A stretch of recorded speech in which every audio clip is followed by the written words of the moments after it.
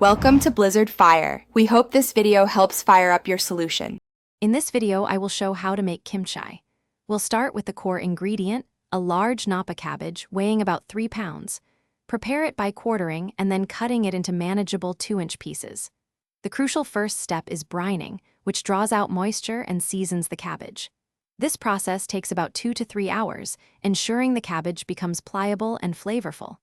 After brining, a thorough rinse is essential to remove excess salt, leaving it perfectly prepped for the next stage. Now, let's create the heart of our kimchi, the paste. This vibrant mixture combines aromatic garlic and ginger with the signature heat of Korean chili flakes.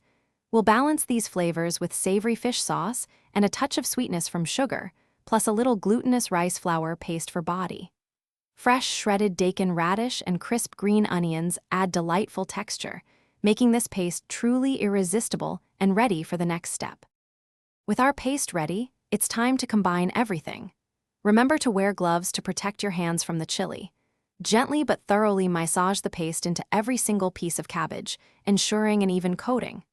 Once mixed, pack the kimchi tightly into a clean, airtight container, leaving about 1 inch of headspace. Let it ferment at room temperature for 1 to 3 days, depending on your desired tanginess and flavor development. After its initial fermentation, move your delicious homemade kimchi to the refrigerator.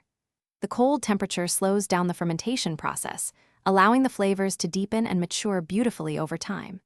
Kimchi is incredibly versatile. Enjoy it straight from the jar as a vibrant side dish, or incorporate it into your favorite stews and stir-fries.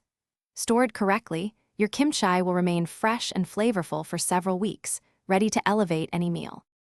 Thanks for watching. If you found this helpful, don't forget to like and subscribe.